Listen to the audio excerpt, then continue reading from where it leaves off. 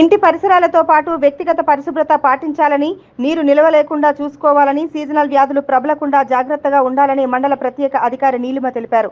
చిన్నశంకరంపేట మండల కేంద్రంలోని దుర్గమ్మ కాలనీలో డ్రై డే ఫ్రైడే పురస్కరించుకొని కాలనీలో ఇంటింటా తిరుగుతూ డెంగ్యూ, మలేరియా వ్యాధి ప్రబలకుండా తీసుకోవాల్సిన జాగ్రత్తలను సూచించారు.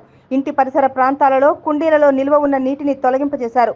అనంతరం మండల ప్రత్యేక అధికారి నీలిమ, ఎంపీడీఓ దామోదర్లు మాట్లాడుతూ డ్రై డే ఫ్రైడే కార్యక్రమాన్ని పురస్కరించుకొని దుర్గమ్మ కాలనీలో ఇంటింటా తిరగడం జరుగుతుందని, ప్రతి ఒక్కరూ వ్యక్తిగత పరిశుభ్రతతో పాటు పరిసరాలను కూడా పరిశుభ్రంగా ఉంచుకోవాలని, నీరు నిల్వ ఉంటే దోమలు ప్రబలడంతో రోగాల బారిన పడటం జరుగుతుందని, నీరు నిల్వ లేకుండా చూసుకుంటూ దోమలు ప్రబలకుండా వ్యాధుల బారిన పడకుండా జాగ్రత్తగా ఉండాలని, డెంగ్యూ, మలేరియా వంటి వ్యాధులు దోమల నుండి రావడం జరుగుతుందని, కాబట్టి పరిసరాలు పరిశుభ్రంగా ఉంచుకోవాలని వారు సూచించారు.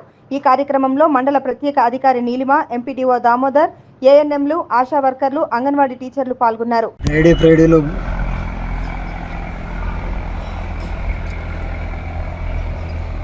డ్రై డేలో భాగంగా చిన్నశంకరంపేట గ్రామ పంచాయతీలో ఈరోజు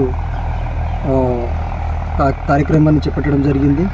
ఇందులో భాగంగా ఆశాలకు ప్లస్ అంగన్వాడీ టీచర్లకు గ్రామ పంచాయతీలో మీటింగ్ ఏర్పాటు చేసి ప్రతి వారము ఏ విధంగా చేస్తున్నారు అనేది గౌరవ స్పెషల్ ఆఫీసర్ గారు రివ్యూ తీసుకోవడం జరిగింది. ఆ తర్వాత విలేజ్లో దుర్గామాత కాలనీలో ఇంటింటికి తిరుగుతూ ఈ సీజనల్ వ్యాధులపైన ప్రజలకు మంచినీరు నిల్వ ఉంచుకుంటే డెంగ్యూ దోమలు ఫామ్ అవుతాయి అని చెప్పేసి ఆ దోమలు మరియు సీజనల్ వ్యాధులపైన ఈరోజు ప్రజలకు ఈ దుర్గామాత కాలనీలో అవగాహన కల్పించడం జరిగింది.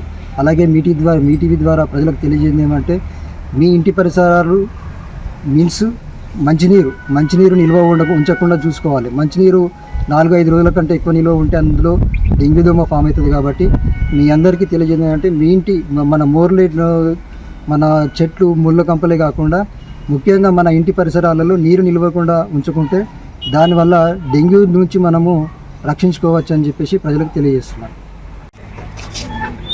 ఈరోజు డ్రై డే ఫ్రైడేలో భాగంగా చిన్న శంకరంపేట విలేజ్ లోపల దుర్గమ్మ కాలనీలో ఇంటింటికి వెళ్ళి డ్రై డే కార్యక్రమం నిర్వహించడం జరుగుతుంది.